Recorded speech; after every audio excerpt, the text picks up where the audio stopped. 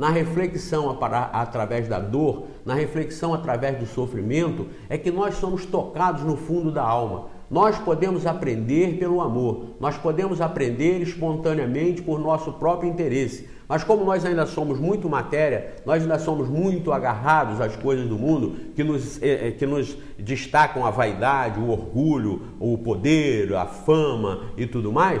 Por tudo isso, nós temos um apego muito grande às aparências, às coisas da materialidade que nos satisfazem aos sentidos. Então, o sofrimento, as tragédias, esses cataclismos, quando acontecem, eles nos tocam a alma e nos fazem refletir duas vezes. Lá embaixo da terra, todos aqueles 33 tiveram ideia de se mudar de vida, e com certeza eles não serão jamais os mesmos espíritos que existiam neles, que estavam ali antes da tragédia, antes do acontecimento. Hoje eles são com certeza pessoas diferentes. Refletiram, pensaram, foram jogados para dentro de si, tiraram de lá muitas coisas que não deviam estar e se comprometeram consigo mesmo e com Deus, com a criação, de mudar de vida com certeza, de ver a vida sobre um outro aspecto, como acontece também nas mortes clínicas, aquelas que são estudadas pelos pesquisadores como Elizabeth Kubler-Ross, como Raymond Moody, como uma série de pesquisadores do ramo,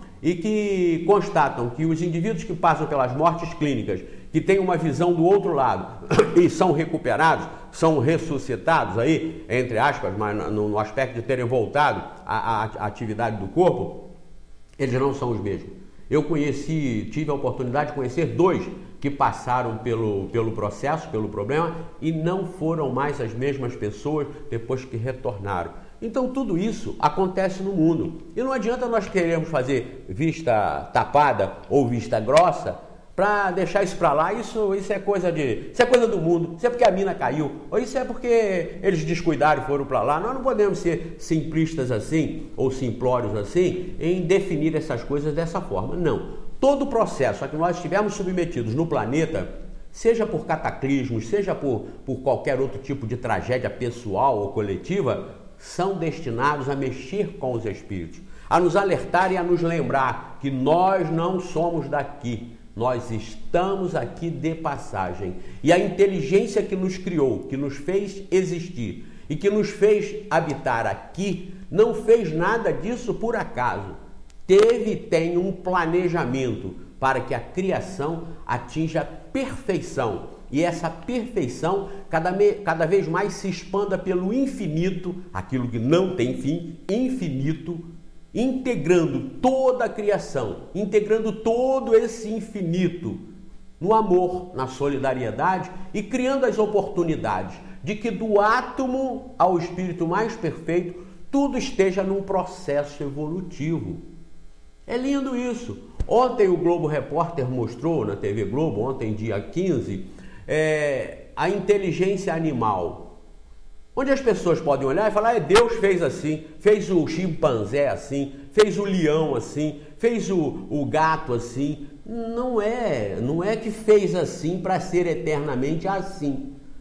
Fez esse processamento para o desenvolvimento de toda a criação. Em cada espécie onde a inteligência se manifesta, a inteligência está tendo uma oportunidade de ali naquela espécie subir um degrau a mais na jornada evolutiva. Até que essa inteligência básica, essa inteligência essencial, essa inteligência que vem desde as atividades do átomo, desde as atividades do bóson de Higgs, que é a antimatéria, até a formação do homem, até a humanização do processo, do elemento que se desenvolve, um processo previamente estabelecido pelas regras da perfeição universal, criada pela inteligência suprema, causa primária de todas as coisas. Então nós não podemos ver naqueles animais onde em diversas espécies a manifestação da inteligência se difere, nós não podemos ver ali um acaso ou uma criação de Deus para que aquilo ali seja eternamente daquela forma, mas sim um processo evolutivo, onde nada se perde, nada se cria, tudo se transforma, como disse Lavoisier no terceiro enunciado da sua lei. E como diz o Espiritismo, na questão 540 do Livro dos Espíritos, que na natureza tudo se encadeia, tudo está solidário, do átomo ao arcanjo, porque o arcanjo principiou pelo átomo. É a evolução de tudo. E não confundam quando diz que o universo está composto por Deus, Espírito e matéria. Sim, esse universo conhecido aí está com essa característica, mas essa matéria se intelectualiza à medida que o processo se desenvolve, do mineral para o vegetal, para o animal irracional, até atingir a condição de ser individualizado e responsabilizado e concedido o selo divino que outorga a cada um individualizado o livre-arbítrio, isto é, daqui para frente é com vocês. A vitória e a glória será por sua conta, pelo seu trabalho, pelos seus esforços, no processo da reencarnação. Então olhemos para trás ou olhemos para frente, tudo se encadeia. E a doutrina espírita esclarece isso, sem macular Deus, sem destronar, como gostam muito de trono, sem destronar Deus, sem profanar a fé. Não, ao contrário, estabelecendo uma fé raciocinada, como o próprio e grande Papa João, não, como é que o grande Papa, João Paulo II, até porque eu vi aqui ainda agora e me confundi, o grande Papa João Paulo II chegou a esclarecer na encíclica Fides et Ratio, onde ele disse que a fé sem a razão descamba para o fanatismo, que a fé sem a razão, ela cria místicos e fanáticos, isso dito por um Papa, a fé sem a razão. Então fez a encíclica Fides et Ratio. Esse sim, João Paulo II, poderia ter sido a reencarnação de Allan Kardec. Anotem aí, pessoal, os internautas, poderia ser reencarnação de Allan Kardec. Admitiu lá dentro da Igreja Católica, inclusive, o evolucionismo. Quando ele diz aqui, 3 anos atrás, isso aqui foi em 99, 3 anos atrás, quando João Paulo II era o Papa, 3 anos atrás, chegou a declarar a teoria da evolução e a fé em Deus como assuntos compatíveis.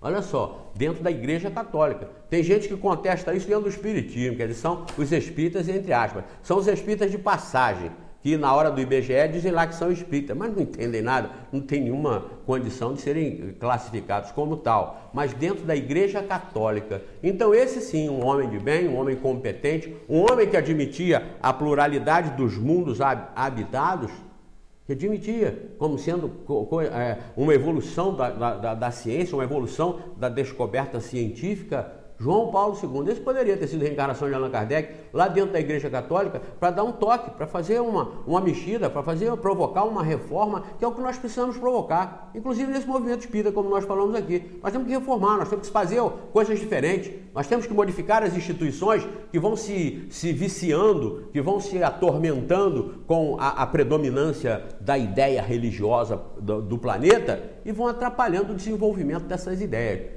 Então, tudo que acontece no mundo, tudo que acontece nas nossas vidas, servem para mexer com o nosso emocional, devem servir para que nós observemos e com aquilo nós aprendamos de que a solidariedade, a fraternidade, o amor ao próximo, a cooperação entre todos os homens, sem uns quererem ser superiores e dominadores dos outros, é a solução, não importa através de que religião. O exemplo dos mineiros mostrou isso na prática, mostrou isso, tirou isso do papel, da teoria e mostrou na prática. Pela união, pela solidariedade e fraternidade, eles conseguiram sobreviver mais de 60 dias lá a 600 metros de profundidade. Pela união, solidariedade, respeito, fraternidade e o espírito de amor ao próximo, de todos que participaram diretamente e de nós todos que participamos indiretamente, prova que se nós tivéssemos desenvolvido mais esse sentimento de solidariedade, de respeito e de amor ao próximo, nós teríamos um mundo muito melhor. Como nós não temos ainda, o processo da reencarnação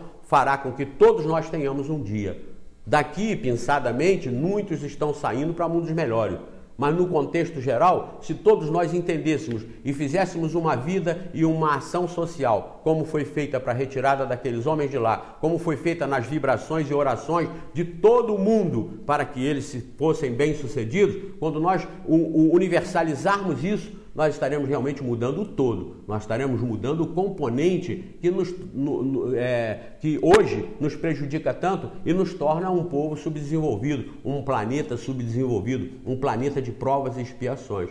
Mas sem desespero, porque isso está no contexto. Nós vamos superar isso, coletivamente e individualmente. Façamos, portanto, a nossa parte para nós superarmos tudo isso e entendamos, pesquisemos o Espiritismo. Tudo isso que eu estou falando baseado no Livro dos Espíritos e na Gênese. Não precisam sair por aí pesquisando muita coisa fora. Entenda primeiro isso. Entendendo isso, aí você sai pesquisando na ciência, você sai pesquisando na filosofia, você sai pesquisando em outros setores que não se digam religiosos, porque aí complica, aí já estão pré-concebidos, mas pesquisando para você mesmo chegar às conclusões. E para nós vermos que tudo que acontece em qualquer setor, do átomo ao arcanjo, está no contexto de um processo evolutivo, onde todos nós devemos tirar proveito através da observação e através do sentimento. É uma doutrina maravilhosa, né? Esplêndida, gloriosa. A gente vai para um breve intervalo e vamos voltar aqui com algumas questões que nós temos aqui sobre a mediunidade. Fiquem ligados que a gente volta já já. Bom, retornamos com Terceira Revelação aqui hoje ao vivo, dia 16 de outubro. E no programa da semana passada nós estávamos falando sobre a primeira, segunda e terceira revelação.